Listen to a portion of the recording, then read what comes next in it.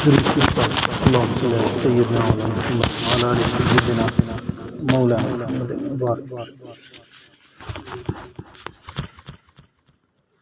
الحمد للہ وکفى والصلاة والسلام على سید الرسل وخاتم الانبیاء وعلى آلہ واصحابہ الذین هم خلاصۃ العرب الاربع وخیر الخلائق بعد الانبیاء. اما بعد فاعوذ باللہ من الشیطان الرجیم. بسم اللہ الرحمن الرحیم. قال اللہ تبارک وتعالی فی القرآن المجید والفرقان الحمید.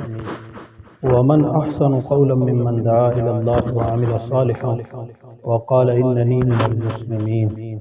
وفي مقام آخر كنتم خير أمة أخرجت للناس تأمرون بالمعروف وتنهون عن المنكر وتؤمنون بالله.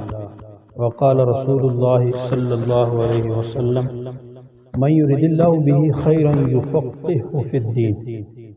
وقال رسول الله صلى الله عليه وسلم في مقام آخر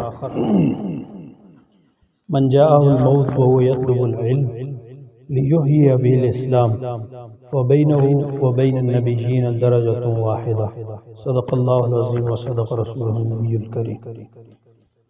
میرے عزیز بھائی اور دوستو، اللہ رب العالمین نے دونوں جہانوں کی کامیابی دین میں رکھی ہے. اب دین ہے کیا؟ اللہ جل جلالہ کے احکام کو پیارے نبی صلی اللہ علیہ وسلم کے طریقوں پر پورا کرنے کا نام دین.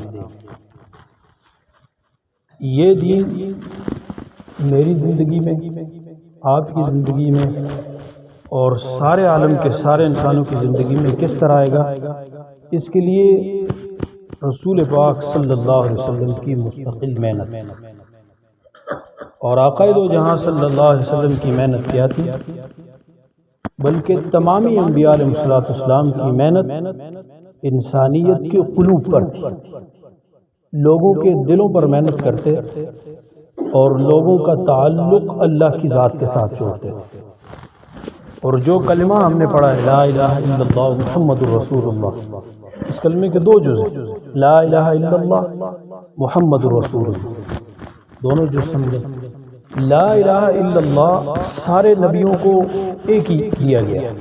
لا الہ الا اللہ ابراہیم خلیل اللہ، لا الہ الا اللہ اسماعیل ذبیح اللہ، لا الہ الا اللہ آدم صفی اللہ، لا الہ الا اللہ موسیٰ کلیم اللہ، لا الہ الا اللہ محمد رسول اللہ. یعنی لا الہ الا اللہ سب نبیوں کو دیا گیا، ایک ہی کلمہ. لا الہ الا اللہ میں ہے کیا؟ لا الہ الا اللہ میں اللہ کی خالص توحید ہے. اب مانی تو آپ جانتے ہیں کہ نہیں کوئی معبود سوائے اللہ کے، یا اللہ کے سوا کوئی عبادت کے لائق نہیں، کوئی معبود نہیں. لیکن لا الہ الا اللہ کا مفہوم کیا ہے؟ لا الہ الا اللہ کا مفہوم کیا ہے؟ لا الہ الا اللہ کا مفہوم یہ ہے کہ آج تک کائنات کے اندر جو کچھ ہوا اللہ کے حکم اور ارادے سے ہوا.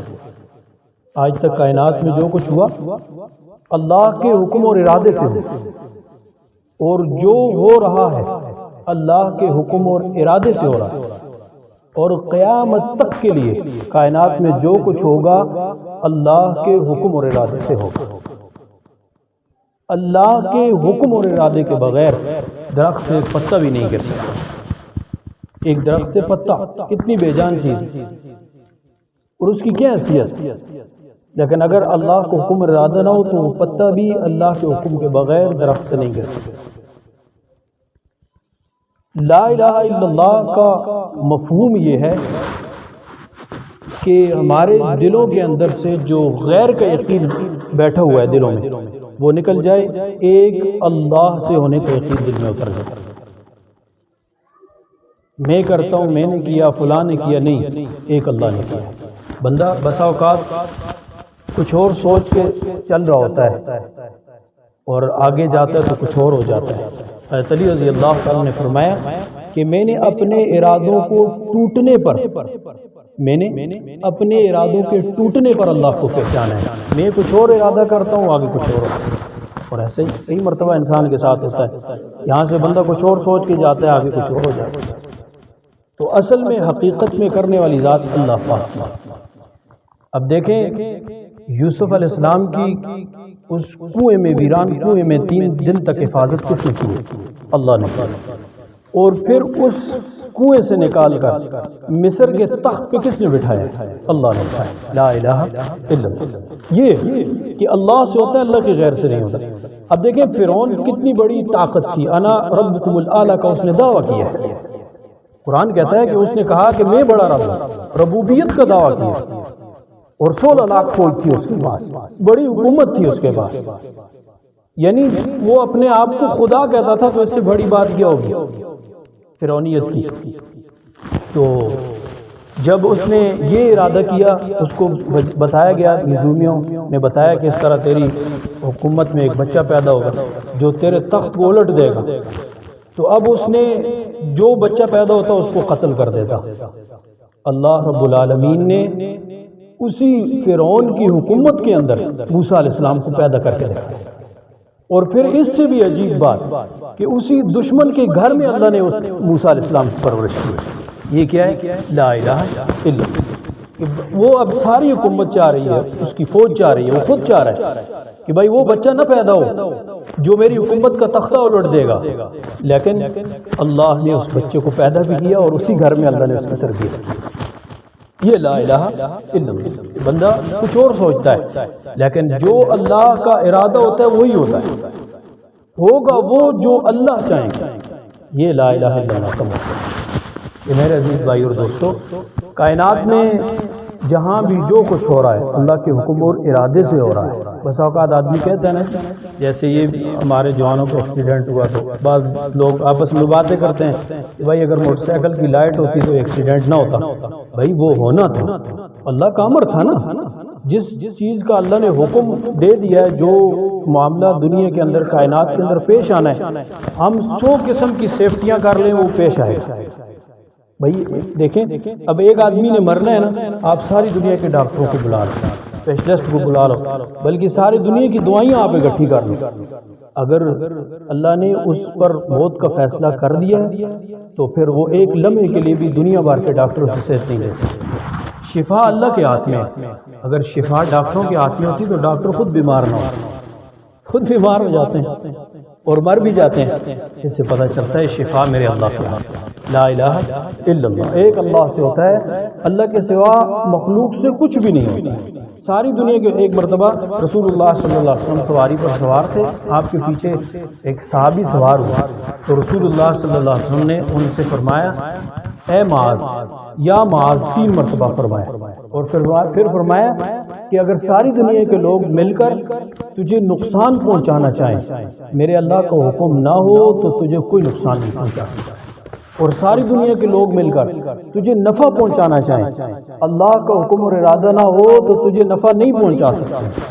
یہ ہے لا الہ الا اللہ۔ یہ اللہ کے رسول صلی اللہ علیہ وسلم اپنے صحابہ کی تربیت فرمائے اور ان کو یہ کلمہ سمجھا رہے ہیں کہ عزت ذلت، کامیابی ناکامی، نفع اور نقصان، موت اور حیات اللہ کے ہاتھ میں۔ دیکھیں بس اوقات آدمی کوئی سواری لیتا ہے، موٹر سائیکل ہی لے لیں بھائی، وہ تو اپنے نفع کے لیے لیتا ہے نا بھائی، وہ تو کہتا ہے بھائی اس میں مجھے سہولت ہے، وقت پر پہنچ جاؤں گا، وہی موٹر سائیکل اس کے لیے موت کا سبب بن جاتا ہے۔ انسان نے تو نفع کے لیے ایک چیز دی، اللہ نے اس کو نقصان میں بدل دیا۔ نفع اور نقصان میرے اللہ کے ہاتھ میں، موت و حیات ایک اللہ کے ہاتھ میں، عزت و ذلت ایک اللہ کے ہاتھ میں، کامیابی اور ناکامی ایک اللہ کے ہاتھ میں۔ یہ ہے لا الہ الا اللہ، بس اس پر یقین آ جائے۔ یہ اصل کلمے کا مفہوم کہ دل میں جو ہمارے غیر کا یقین ہے وہ دلوں سے نکل جائے۔ انبیاء کی یہی محنت، سارے نبیوں نے آ کر یہی محنت فرمائی اپنی قوموں پر، اپنی امتوں پر کہ بھائی تم اللہ سے جڑ جاؤ، اللہ سے آپ کا تعلق بن جائے، اس دل کے اندر اللہ سما جائے، غیر اس دل سے نکل جائے۔ جب یہ یقین پیدا ہو جاتا ہے کہ میرا اللہ سب کچھ کرتا ہے، انسان کو پھر موت کی پرواہ بھی نہیں رہتی۔ اسے پتہ ہے جب اللہ کا حکم ہوگا تو میں مروں گا، اگر اللہ کا حکم نہیں ہے تو یہاں 100 لوگ کھڑے ہو جائیں تو اسلحہ اٹھا کر مجھے نہیں مار سکتے، مجھے موت نہیں آ سکتی جب تک میرے اللہ کا حکم نہ ہو۔ اور واضح مثال ہے رسول اللہ صلی اللہ علیہ وسلم کے لیے جب قتل کا منصوبہ بنایا گیا تو آقا دو جہاں صلی اللہ علیہ وسلم گھر میں موجود تھے، 100 نوجوان ننگی تلواریں لے کر گھر کا گھیراؤ کیے ہوئے، اور اسی وقت اللہ نے حکم دیا ہے میرے حبیب آپ نکلیں. اللہ اکبر. اللہ نے سمجھانا تھا کہ لا الہ الا اللہ، اللہ جو چاہے گا وہ ہوگا. ان 100 نوجوان جو جنگجو تھے قبیلوں کے، انہوں نے ایک ایک جنگجو انہوں نے اپنے اپنے قبیلے کا تیار کر کے وہاں بھیجا کہ بھائی سارے ایک بار حملہ کریں گے، کس کس سے وہ لوگ قصاص لیں گے، بدلہ لیں گے، ہر قبیلے سے تو نہیں لے سکتے. یہ انہوں نے سازش کی تھی. بہرحال اللہ نے ان 100 ننگی تلواروں کے نیچے سے اپنے رسول کو بچا کے نکال کے دکھایا، انہیں پتہ ہی نہیں چلا. اور اسی طرح اللہ جل جلالہ نے، یعنی اللہ اپنی کرتے ہیں، اپنی قدرت سے کرتے ہیں، اور اللہ کرنے میں کسی کے محتاج نہیں. اب دیکھیں اللہ پاک قرآن میں بھی فرماتے ہیں کہ آپ آسمانوں کی طرف ذرا نظر اٹھاؤ، یہ اتنی بڑی چھتیں بغیر ستونوں کے اللہ نے بغیر عمد ترونہا، بغیر ستونوں کے اللہ نے کھڑی کر دی، تم دیکھتے. اور بڑے بڑے پہاڑ اللہ نے اپنی قدرت سے اس زمین کے اوپر گاڑ دیے. اس پہاڑ کو میرے خیال میں اگر یہ ساری بستی والے اٹھانا چاہیں تو نہیں اٹھا سکتے، اور اللہ نے اپنی قدرت سے ان کو گاڑ دیا زمین پر. یہ ساری بکھری ہوئی چیزیں انسان کے فائدے کے لیے اللہ نے پیدا کی، اور انسان کو اللہ نے محض اپنی عبادت کے لیے پیدا کیا. وما خلقت الجن والانس الا لیعبدون، اللہ نے قرآن میں فرمایا کہ ہم نے انسانوں اور جنات کو محض اپنی عبادت کے لیے پیدا فرمایا. تو میرے عزیز بھائی اور دوستو، سب سے بنیادی چیز جو نبیوں کی محنت کا خلاصہ تھا وہ لا الہ الا اللہ، دل سے غیر نکل جائے اور دل کے اندر ایک اللہ کے ہونے کا یقین بیٹھ جائے. اور کلمے کا دوسرا جز محمد الرسول اللہ، کہ محمد صلی اللہ علیہ وسلم اللہ کے رسول ہے. اب یہ تو اس کا معنی، اس کا مفہوم کیا ہے کہ رسول اللہ صلی اللہ علیہ وسلم کے طریقوں میں اللہ نے دونوں جانوں کی کامیابی رکھی، اور آقا دو جہاں صلی اللہ علیہ وسلم کے طریقوں سے ہٹ کر دونوں جانوں میں ناکامی. شیخ سعدی نے فرمایا خلاف پیغمبر کثیرہ گزید کہ ہرگز بمنزل نخواہد رسید، کہ پیغمبر کے خلاف کوئی آدمی چلے اور وہ یہ سمجھے میں منزل تک پہنچ جاؤں گا، ہرگز ایسا نہیں ہو سکتا. پیغمبر کے خلاف راستہ اختیار کر کے کوئی منزل مقصود تک پہنچنے والا نہیں. حضور کے طریقوں میں اللہ نے کامیابی رکھی، حضور کی سنتوں میں. اور فرمایا کہ جب فتنہ فساد کا زمانہ ہوگا، اس وقت فتنہ فساد کے زمانے میں جو پیارے نبی صلی اللہ علیہ وسلم کی ایک سنت کو زندہ کرے گا اسے فَلَهُ أَجْرُ 100 شہید، حدیث میں آتا ہے اس کو 100 شہیدوں کے برابر اجر دیا جائے. اب علماء فرماتے ہیں یہ فتنہ فساد کا زمانہ ہے. فتنہ فساد کا مطلب یہ ہے کہ اگر آپ کسی سنت پر عمل کرتے ہیں تو آپ کے لیے کوئی تانا دے رہا ہے، آپ نے داڑھی رکھ لی ہے تو معاشرے میں آپ جائیں گے تو آپ کے لیے مشکل ہو جائے. کوئی کہے گا کہ بھائی صوفی بن گیا ہے، کوئی کہے گا مولوی بن گیا. یعنی یہ فتنہ فساد کا زمانہ ہے کہ سنت پر چلنا ایسے جیسے کانٹوں پر چلنا. تو یہ وہی زمانہ ہے. لیکن اس زمانے میں ہم نے معاشرے کو نہیں دیکھنا، ہم نے اپنے رشتہ داروں کو نہیں دیکھنا، ہم نے اللہ اور اس کے رسول کے حکم کو دیکھنا. میرے اللہ کا حکم کیا ہے اور رسول اللہ صلی اللہ علیہ وسلم کا اس میں کیا طریقہ ہے. اور سنت میں اللہ نے دونوں جانوں کی فلاح اور کامیابی رکھی. آپ صلی اللہ علیہ وسلم نے یہ بھی فرمایا من احب سنتی فقد احبنی ومن احبنی کان معی فی الجنہ، جس نے میری سنت سے محبت کی گویا اس نے مجھ سے محبت کی ہے، اور جس نے مجھ سے محبت کی وہ جنت میں میرے ساتھ ہے. حضور کا ساتھ جنت میں نصیب ہو جائے اس سے بڑی بات کوئی اور ہے، اس سے بڑی کوئی فلاح اور کامیابی ہے، اور وہ اللہ سنت کے پورا کرنے کا ارادہ دے رہے ہیں. تو میرے عزیز بھائی اور دوستو، لا الہ الا اللہ محمد رسول اللہ یعنی اللہ کے احکام، پیارے نبی صلی اللہ علیہ وسلم کے طریقے. اگر اللہ کا حکم بھی کوئی حضور کے طریقے کے خلاف پورا کرتا ہے تو وہ حکم بھی اللہ کے یہاں مقبول نہیں.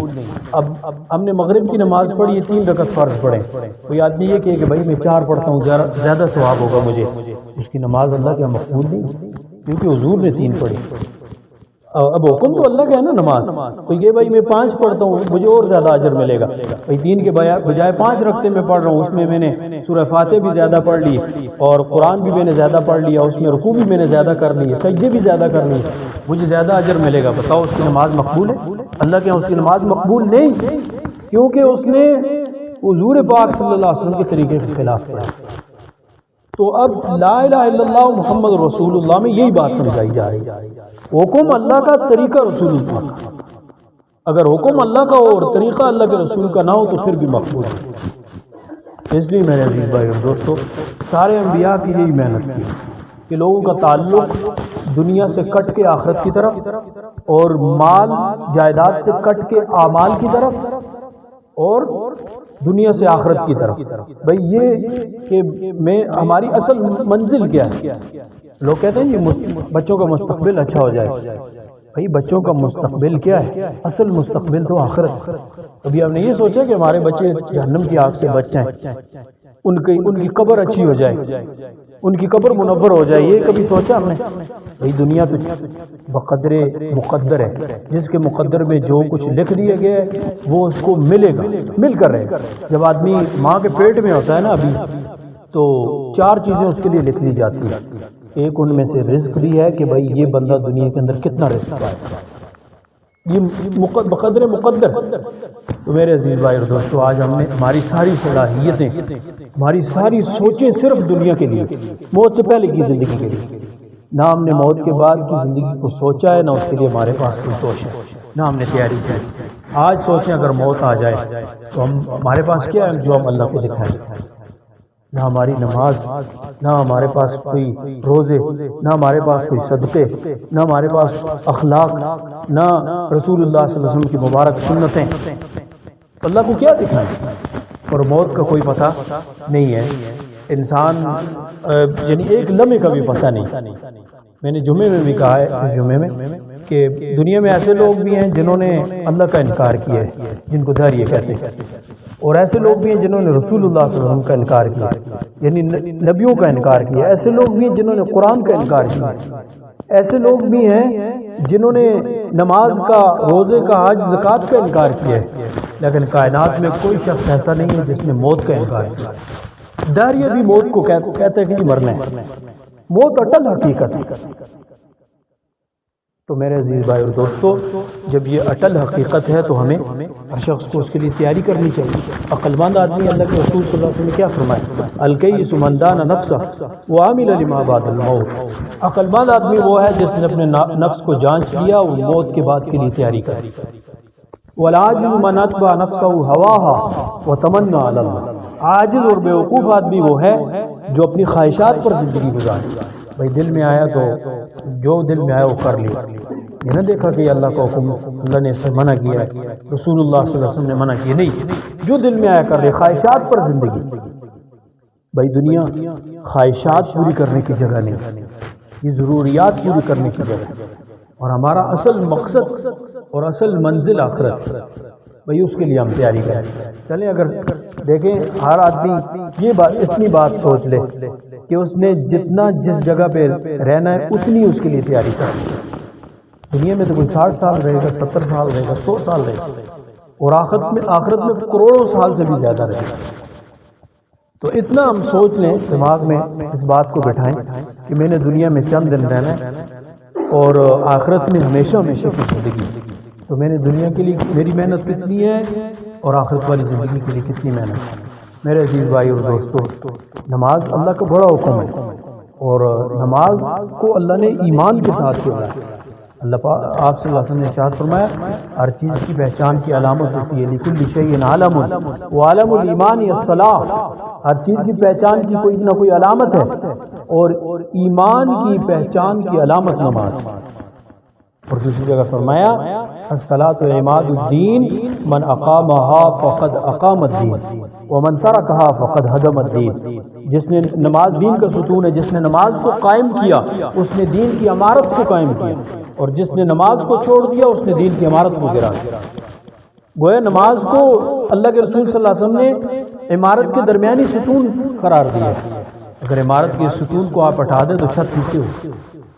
تو نماز، اور ایک جگہ فرمایا کہ نماز کا مرتبہ دین میں ایسے ہے جیسے آدمی کے بدن میں اس کا سر ہے، یعنی جس کی نماز نہیں اس کا جسم ہی نہیں۔ آپ سر کو کاٹ دیں، کوئی آدمی زندہ رہ سکتا ہے؟ نہیں رہ سکتا۔ اس کا مطلب ہے کہ نماز کی بہت بڑی حیثیت ہے، اور اللہ نے ساری شریعت زمین پہ اتاری ہے۔ نماز جیسا عظیم تحفہ اللہ نے اپنے حبیب کو عرش پہ بلا کے تحفے کے طور پہ دی۔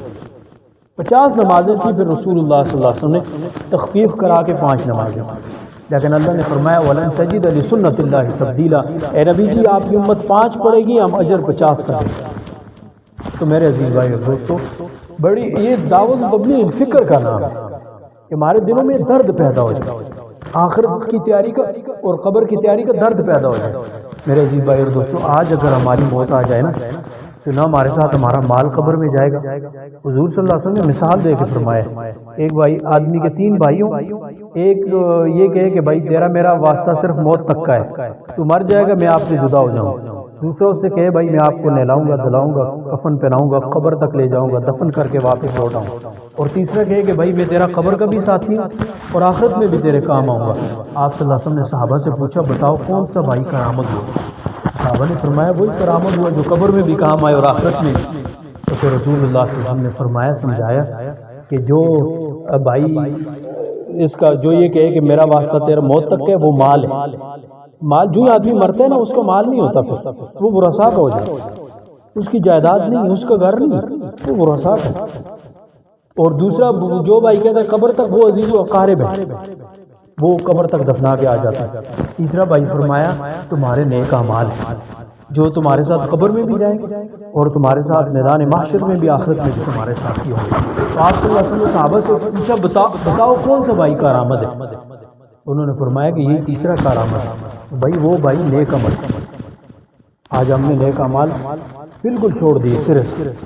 تو میرے عزیز بھائی اور دوستو، بس دعوت تبلیغ اسی کا نام ہے کہ ہر آدمی کے اندر آخرت کی فکر پیدا کرنا، اس کے اندر یہ فکر اور درد پیدا ہوگا۔ ظاہر بات ہے جس آدمی کے سامنے موت ہوگی نا، موت، وہ کبھی نماز نہیں چھوڑے گا۔ جس آدمی کے سامنے موت ہوگی وہ کبھی چوری نہیں کرے گا۔ جس آدمی کے سامنے موت ہوگی وہ کسی کو دھوکہ نہیں دے گا۔